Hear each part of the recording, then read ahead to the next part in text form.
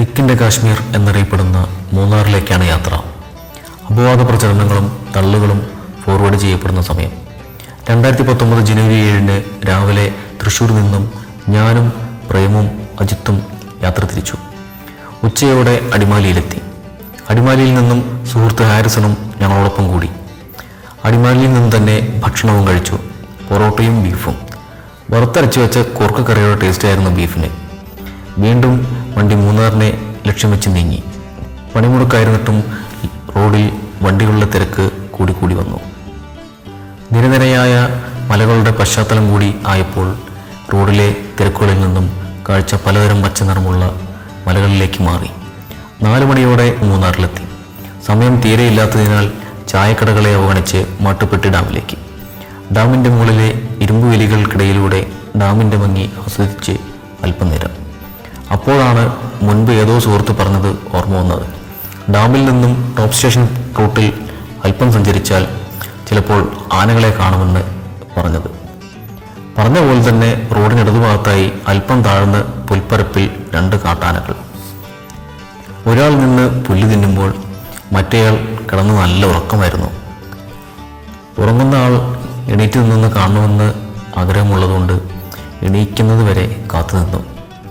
സാധാരണ കാട്ടാനകൾ തീറ്റയുള്ള സ്ഥലങ്ങളിൽ കിടന്നുറങ്ങുന്നത് കാണാൻ ഭയങ്കര ബുദ്ധിമുട്ടാണ്.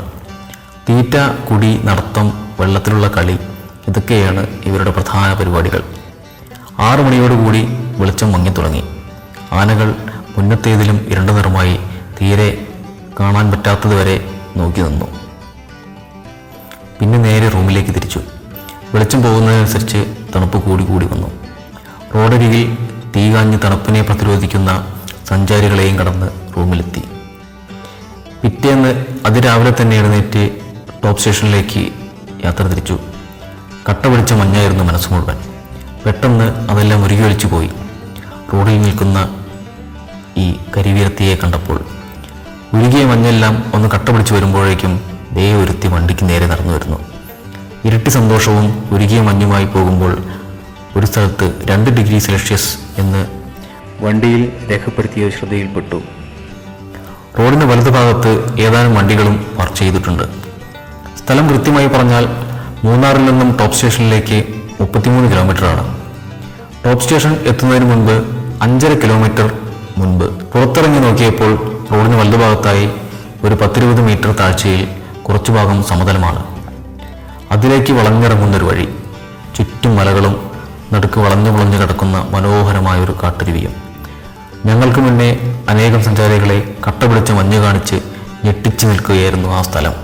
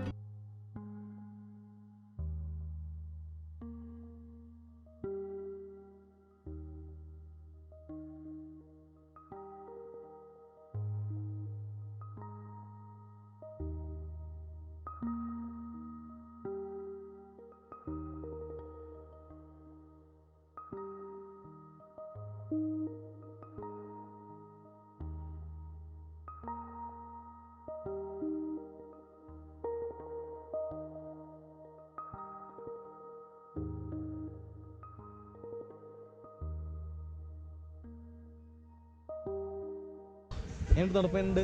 സൂപ്പർ. ബിബിൻ. എൻ്റെ പേര് അജിത്ത്. എൻ്റെ ഒരു ബിനു. എൻ്റെ ഒരു അനു. പക്ക മിനി കുളു മണാലി അതിനാണ് ഇപ്പൊ വിശേഷിപ്പിക്കാൻ പറ്റുന്നത്. താഴത്തൊക്കെ ഈ മഞ്ഞ് കാണാം. കൈയും കാലൊക്കെ മരവിച്ച അവസ്ഥയാണ്. കേരളത്തിന് ഇത്രയും ഭംഗിയുണ്ടെന്ന് നമുക്ക് ഇപ്പോഴാണ് ഇവിടെ വന്നപ്പോഴാണ് നമുക്ക് മനസ്സിലാണ്. കാരണം അമ്മാതിരി ക്ലൈമറ്റ് കാര്യങ്ങളൊക്കെ ഇത്രയും ഐസ് പോലെയാണ് മഞ്ഞ് വീണത്. അത്രയും മാത്രം നമുക്കൊരു എക്സ്പീരിയൻസ് ആണിത്.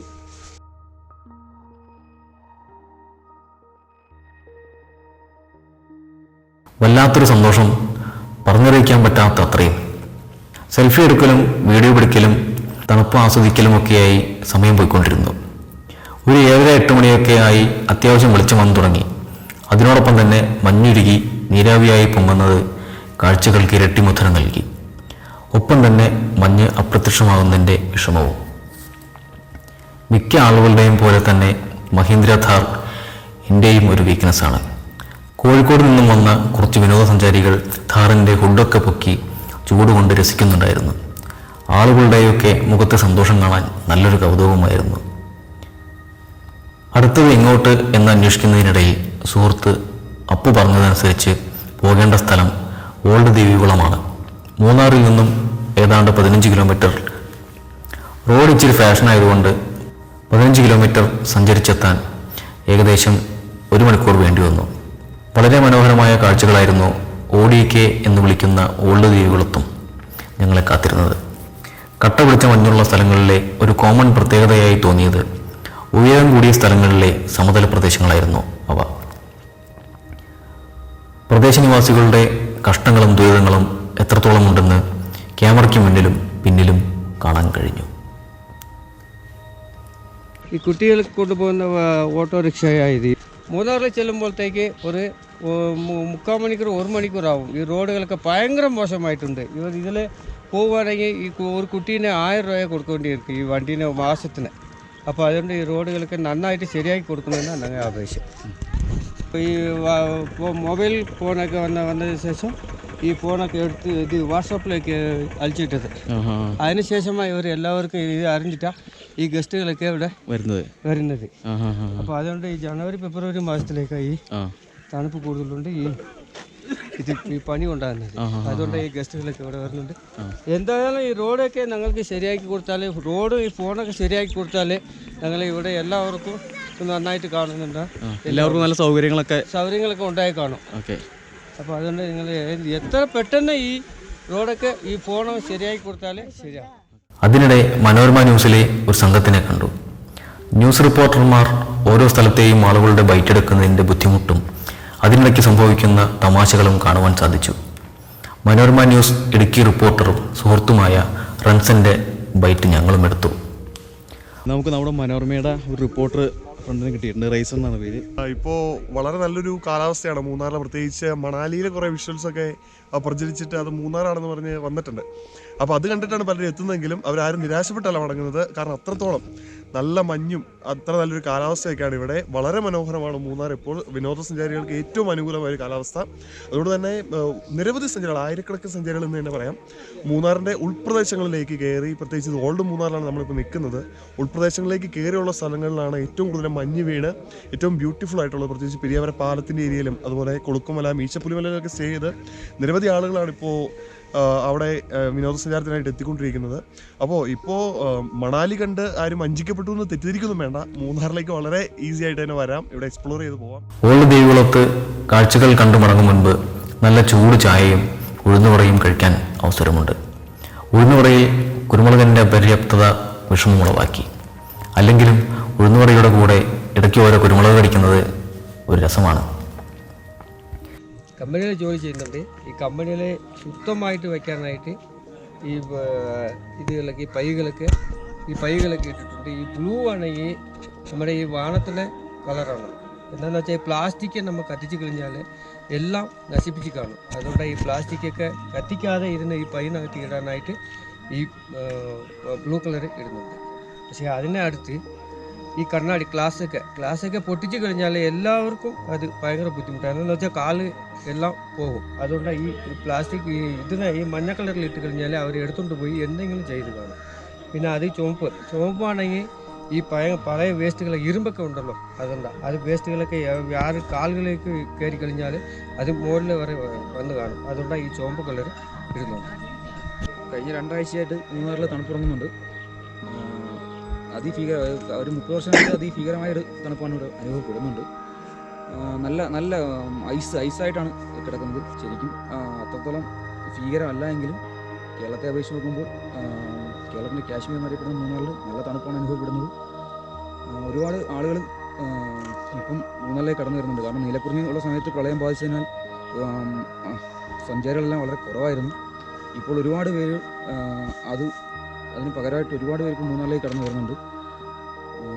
കഴിഞ്ഞ ഒരാഴ്ചയായിട്ട് മൂന്നാറിൽ വൻ തിരക്കാണ് അനുഭവപ്പെടുന്നത്. പിന്നെ മഞ്ഞ് കാരണമായിട്ട് തേയിലയ്ക്ക് ചില പ്രശ്നങ്ങളൊക്കെ സംഭവിക്കുന്നുണ്ട്. പിന്നെ പൊതുവെ എന്താ പറയുക, പൊതുവെ എല്ലാവരുടെയും മനസ്സിൽ തണുത്ത് മരവിച്ച് നിൽക്കുന്ന മൂന്നാറിൻ്റെ ചിത്രമാണ് ഉണ്ടാവാൻ സാധ്യത. പക്ഷേ രാവിലെ ഒരു 10 മണി കഴിഞ്ഞാൽ പൊള്ളുന്ന വെയിലാണ്. ഈ ഒരു കാലാവസ്ഥാ വ്യതിയാനം മൂലം തേയിലത്തോട്ടങ്ങൾ കരിഞ്ഞു പോകുന്ന ഒരവസ്ഥയും ഇന്ന് മൂന്നാറിലുണ്ട്. നമ്മളെപ്പോലെയുള്ള സഞ്ചാരികൾക്ക് അതൊരു കൗതുകവും.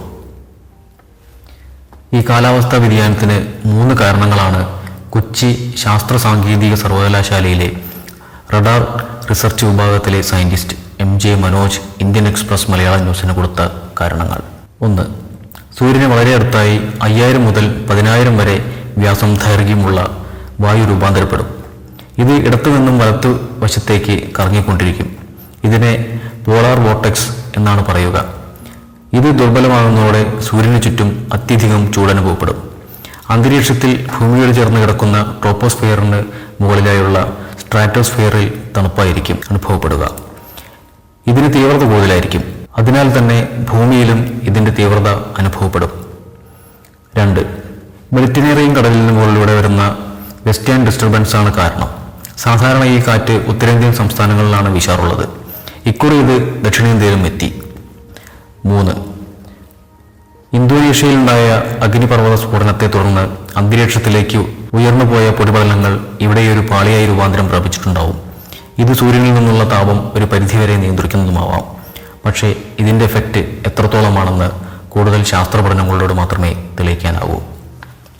ദേവികുളം താലൂക്ക് ഓഫീസിലെ ഉദ്യോഗസ്ഥനായ സുഹൃത്ത് അപ്പുവിൻ്റെ ക്വാർട്ടേഴ്സിലായിരുന്നു ബാക്കി 2 ദിവസം.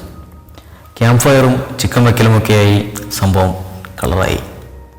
എന്തായാലും പലതരത്തിലുള്ള അനുഭവങ്ങൾ ഉള്ളിലേറ്റി ഞങ്ങൾ മൂന്നാറിനോട് യാത്ര പറഞ്ഞു. ഈ വീഡിയോ നിങ്ങൾക്ക് ഏവർക്കും ഇഷ്ടമായെന്ന് വിചാരിക്കുന്നു. നിങ്ങളുടെ വിലയേറിയ അഭിപ്രായങ്ങൾ താഴെ കമൻറ്റ് ബോക്സിൽ രേഖപ്പെടുത്തുക. വരും നല്ല വീഡിയോസുകൾക്കായി ചാനൽ സബ്സ്ക്രൈബ് ചെയ്യുക.